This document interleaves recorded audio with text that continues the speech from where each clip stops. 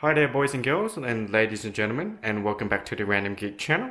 And this is part 3 of my review of the Ultimo Urban electronic e-bike. So yeah, I've said electronic twice.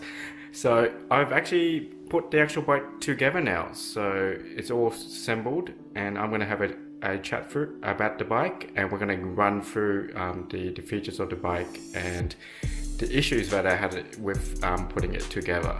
So first things first, if you're new to the channel, I'm the Random Geek, and what I do is I review budget actual tech out there. So I find the actual best out there, I give it a review so you don't have to, and just about things that you probably never thought about or things that you didn't know that existed.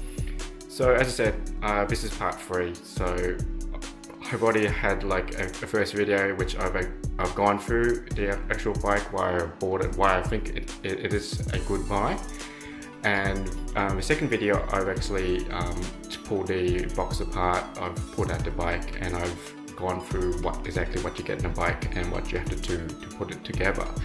I haven't shown the assembly of the bike because you don't want to see like an old man putting a bike together, but I will run through in this video when I'm talking about the features about which parts that I found might be a little tricky putting the bike together, and things that I found are actually quite easy.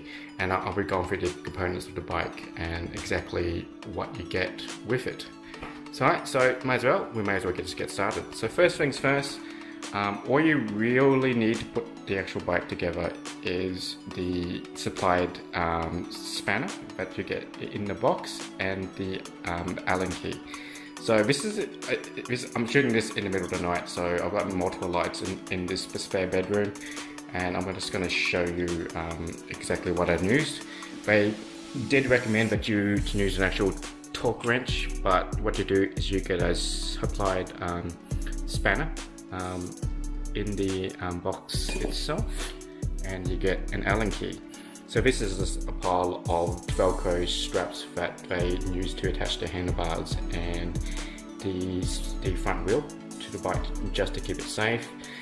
Obviously the bike comes with a bungee cord for the back seat. So if you're traveling to like a shops or something and you're buying something and you want to strap something down or a bag, this is nice what they've included that. I thought there was only 5 of these straps that were strapped on. Turns out there was 6. I actually missed one, and they used that to strap down the actual bike pedals. So they were sneaking around the back, and I managed to pull that out. So the back pedal to the back wheel, I believe. But I managed to pull it out. It's nice that they've included that. It's rather than just use paper, they've used these styrofoam insulators just to protect the parts. And one thing you do is, rather than throw them out, I'm going to pull these Velcro straps off, or if I really need to reuse these, if I pull it apart or move houses again, I can use this to pack the bike away. But you never know when you need some Velcro straps there. So on the box, they do recommend using a torque wrench, but I found out that this cheap plastic spanner, but it did the trick. It was really easy. So fully assembled. So this is the bike itself. So when you assemble the bike, you have to put on the seat. In some cases it's detached. Mine was already attached already. It was a bit loose, but I managed to fix that by just tightening the screw, but we'll go through that. You do have to apply the actual pedals, the front wheel, which was a bit tricky, but I'll explain to you how to put that on if you're new to assembling bikes. And you also have to put on the handlebar, so here, and you have to adjust the angle. So maybe we'll start at the front of the bike first. So first things first, we've got a Kenda 26 inch by a 1.75 inch wheel. So as you can see, pretty standard wheel. It's a budget wheel. It's obviously, this bike is designed just by looking at the actual tread itself. this is a urban commuter slash urban bike. So you aren't going to be going out on trails, and you aren't going to be riding mountains on this thing. If you want one of those, get a proper mountain bike, or either some nice fat tires. These aren't going to cut it. But if you're just commuting to and from work or from the train station or whatever, these are going to be perfect. And even if you don't like them, changing tires are pretty easy. I'll probably switch these out to probably Continentals later on. Something like a bit firmer in this case. But these are 26 by 1.75s. These go up to 60 psi, which is on the middle ground. So 60 psi, so roughly I think 4.1, 4.2 bars of pressure. So standard 36 stainless steel spokes here. I went through the actual wheels and I checked every single one to make sure that it was tight and nicely fitting. None of them were actually loose, so that's a good thumbs up there.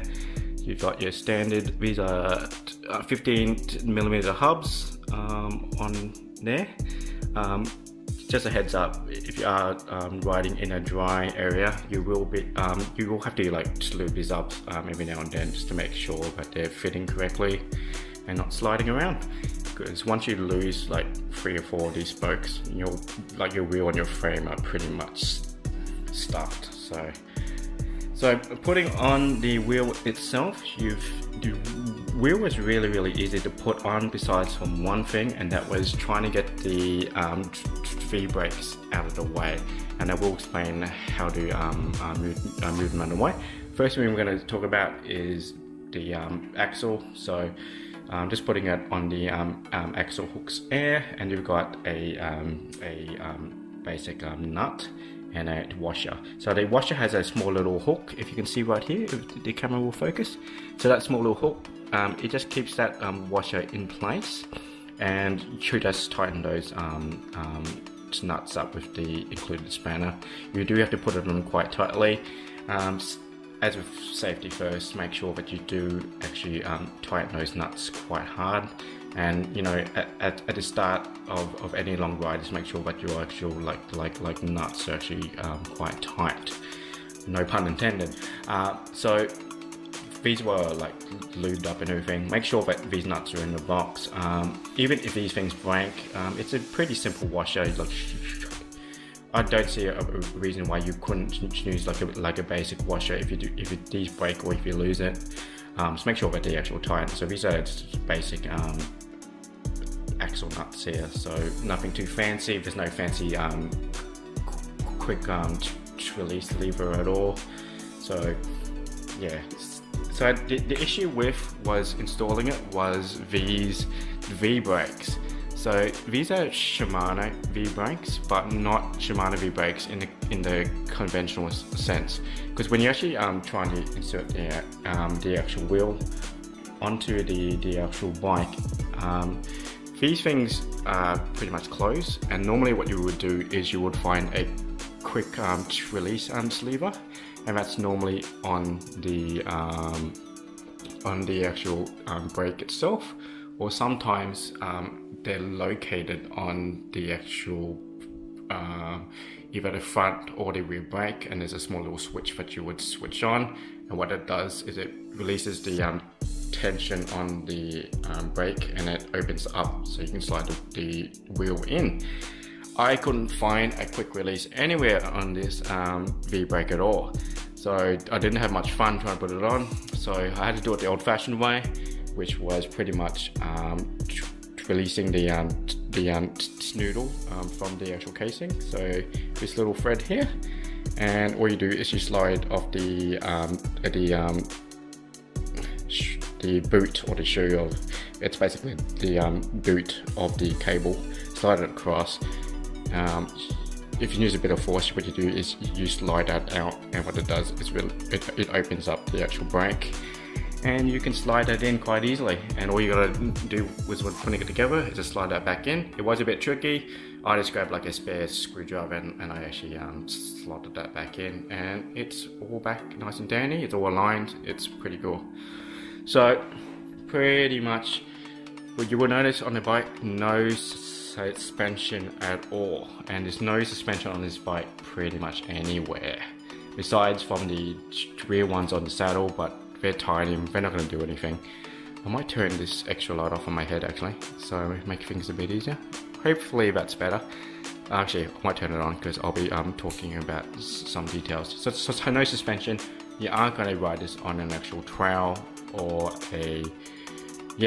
anything with hills or rough terrain, because you are going to feel every single bump on this bike. Nice thing is they did include a mud guard onto the bike, so if you're riding in wet weather, that's going to help a bit of splashback on the bike. Well, on yourself actually. The only bad thing is it's made out of plastic. I wish if I would boiled away and added these metal. I would have liked it if you were going to include like mud guards, is they could have extended a bit further, especially at the front, down here as well, because when it's raining really hard, it's going to hit you, and you don't want to ride to work with like wet pants. Come on, you don't want to be that kid. On the wheel, so it's standard reflector here. Heads up, this is a straighter connector on the wheel, but most actual hand pumps and foot pumps these days will have either a switch, or you just change an adapter and that should be fine. Front headlamp, I did switch it on before, and it's pretty basic. It's not very bright, so this is more to be seen rather than to see. I'm guessing it's probably like 30 to 40 lumens. It's not very bright, and most of it actually hits the actual front mudguard, and you do get not good lighting. So what I do recommend is get a nice decent high lumen bike lamp, attach it to the bike stem or the handlebar, and you should be fine, so no problems there. But in a pinch, you'll be able to see a bit of the road, but it's more to be seen so people don't hit you rather than anything else. So the cable management is kind of okay. I kind of wish that they put it inside the stem, but given the price point, I wasn't expecting much. So the wires for the brakes and the hand brakes and the LCD controller up the top. So it's okayly like bundled together. So going through up the top.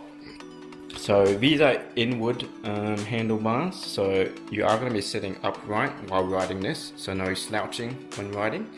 I did the actual LCD screen was pitched a bit forward when I pulled it out of the box, so I had to switch that around. So if you need to shift the angle, if you go down the back here, there's an actual like bolt here that you can actually just loosen up with the Allen key, and all you really do is loosen it up and change the angle, because it was facing more this way and it was rather useless. So going to the front, standard. So you've got your brakes there, your brakes there.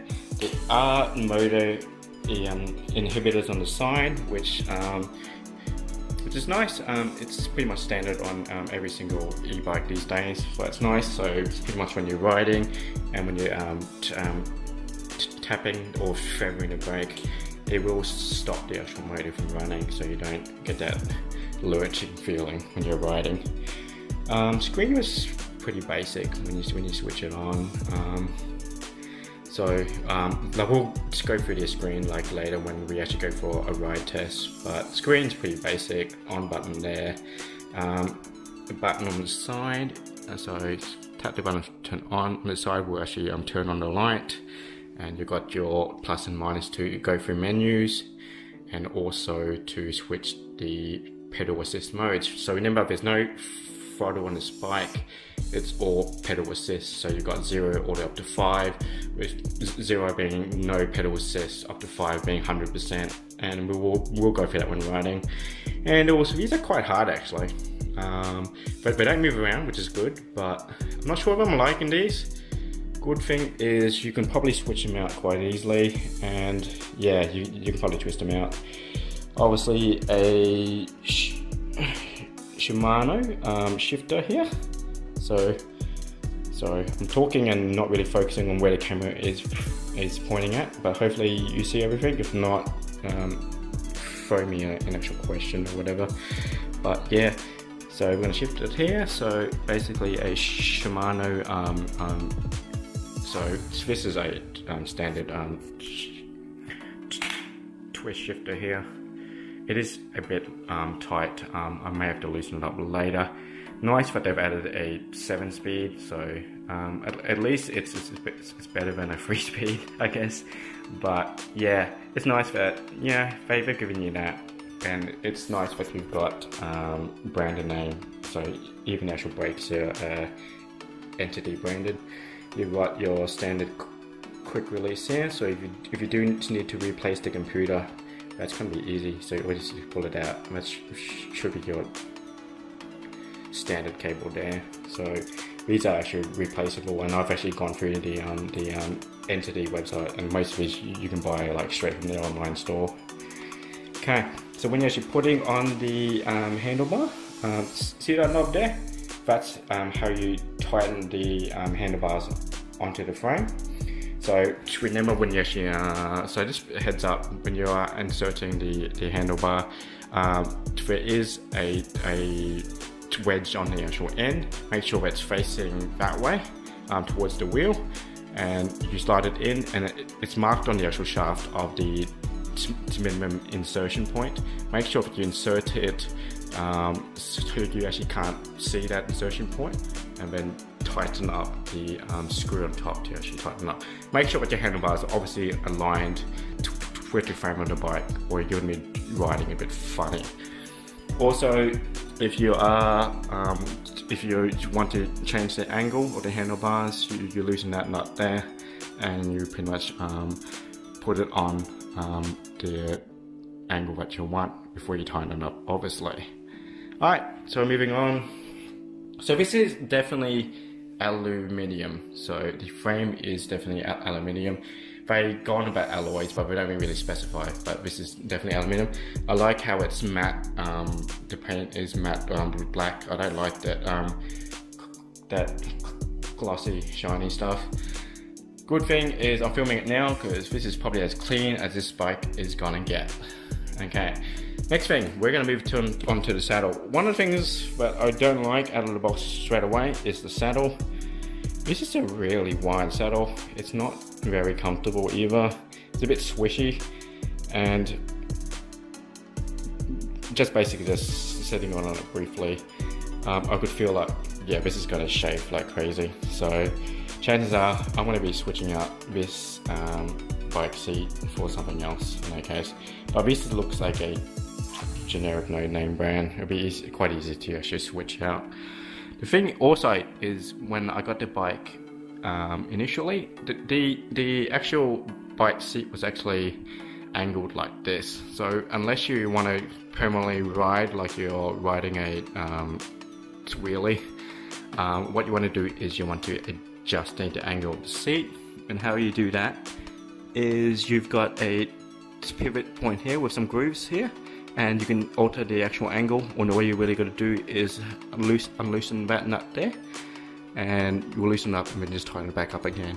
So to switch the angle, there's a bit of shock absorption here, but nothing fancy. So they look plastic, so you're not going to get a lot of support.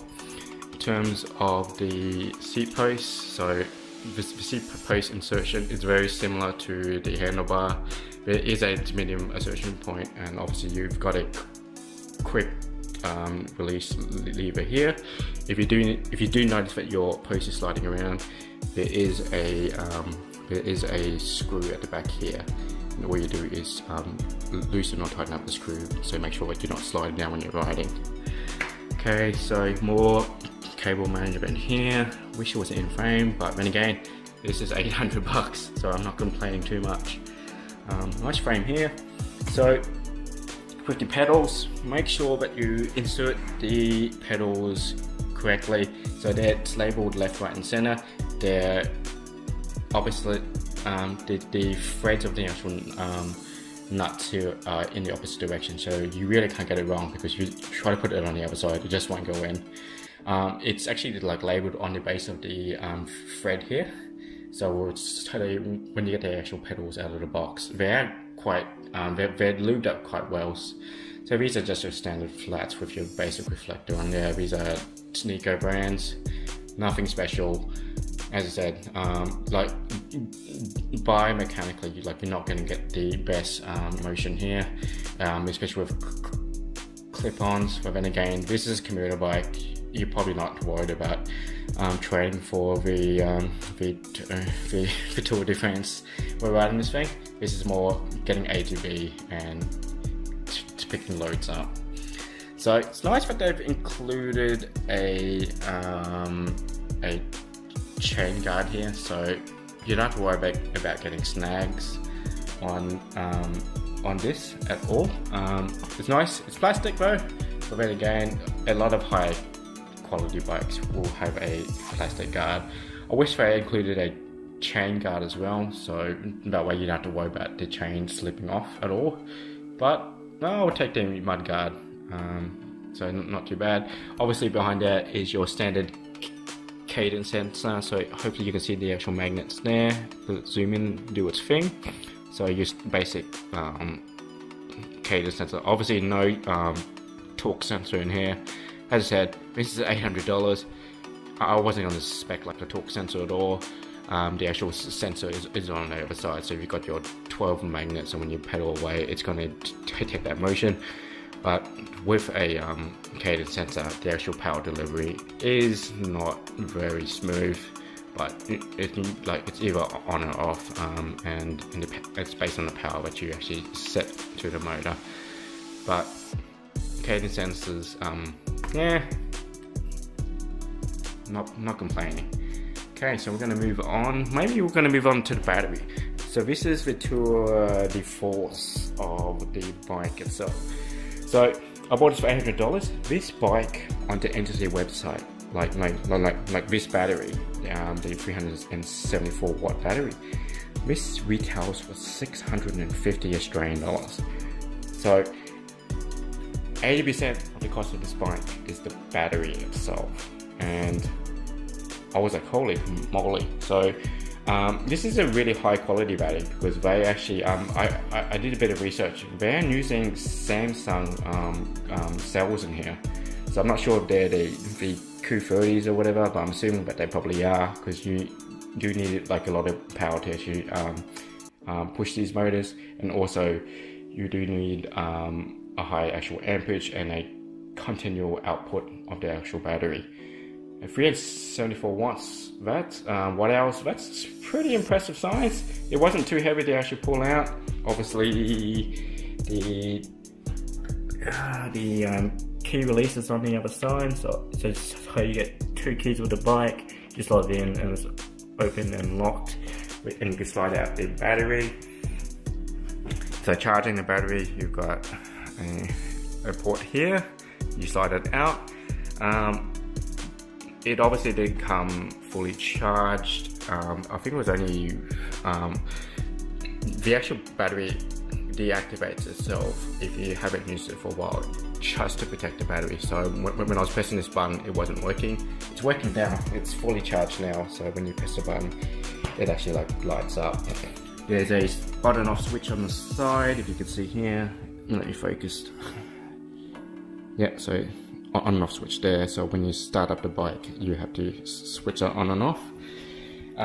So with the included charger, it's 36 volts, 2 amps, so 72 watts in total.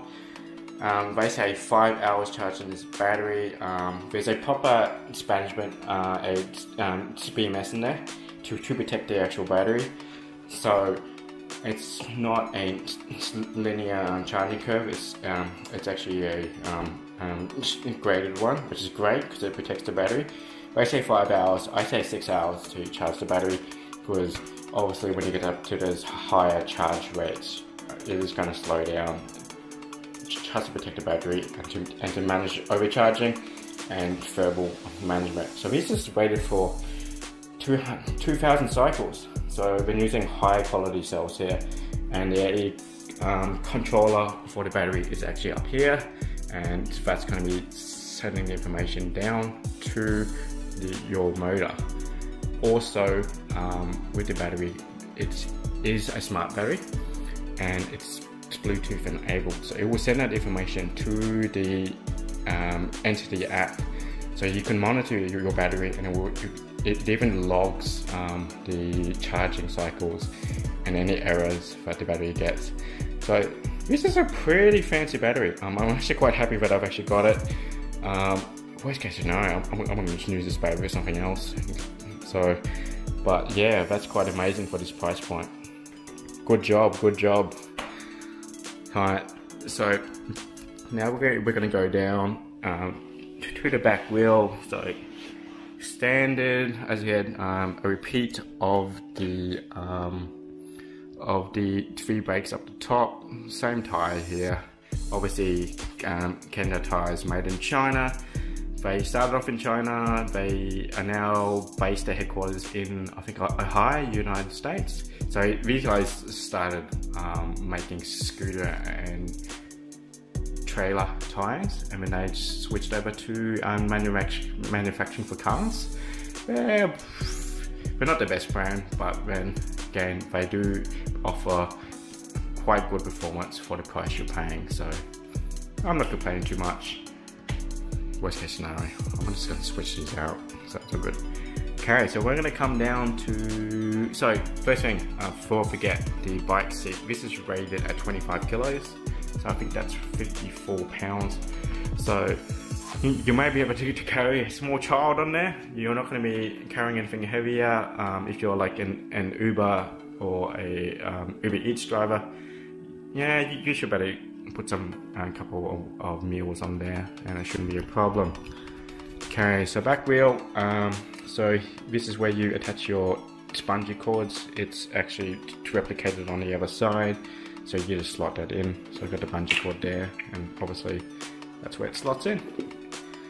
Okay, so we're going to go down to the Tour de Force, and this is the Entity hub motor. So this is the ERM 250 motor that I've got attached on here. So this is their entry model hub motor, but this retails for 250 Australian dollars. So when you do the actual maths, I got this bike at under cost, because including the battery and the motor itself, that's over $800. So I've scored a bargain here. Because when you add up what it costs, but then again, these guys probably overcharged for their batteries, because if you do the maths, 374 watts. I'm assuming for using 18650 cells in there. It's probably a 10S2P configuration, and even if you use a pop up BMS, these things aren't worth $650, you know, but if you're doing the calculation with the numbers, yeah, I got a bargain there. So some people may scoff at a 250 watt motor. Remember that most professional cyclists, they only pump out 250 watts anyway. So this is like having a professional cyclist help you out on your ride. Just think about that. Yeah, I'm not complaining. I'm not sure, I'm pretty sure these are brushless motors. Hopefully they haven't gone with a planetary gear system, but if they did, that's probably to cut costs. Okay, so we've got the cassette here. So that's just your gear cassette, obviously 7 gears. It's pretty standard. It's nothing too special there. Okay, so we're going to move on to the derailleur. So I've been using a Shimano 20 derailleur. Nice touch, but they went with a Shimano brand again with the derailleur. I do like that. Obviously, this is not their top of the line. It's their budget entry line. But then again, if this was to ever go out of whack, you can always buy like a replacement quite easy. It's nice that they've gone with parts that you can find pretty much anywhere. So in the event that if this thing, you know, falls apart, you can replace this quite easy. You order one online, head to your local bike shop, and you can get that replaced quite easily. Okay, and basically on the other side, all we've got is the kickstand, which is on the other side of the arm. It's nice that they've put an actual kickstand on there. I'll probably show you what it looks like if you haven't seen it. So kickstand there. You don't realize how much you need a kickstand until you don't have one. It's nice that it's attached here and not to the other side. So most bikes will have it on the bike pedal. I hate it when it's on the bike pedal because yeah, it's gonna get snagged on your trousers or your shorts or your shoes. Here it's just free balling around here. Really easy attachment of just 2 screws. So if it's really annoying you, you can just unscrew those and pack that away. But I like having a kickstand. It's a nice little touch there. Oh, I didn't realise that the little plastic protection thing was still on there. I want to pull that out and chuck that away. Yep, chuck everything on the floor. So there you have it. So that's the tour of the bike.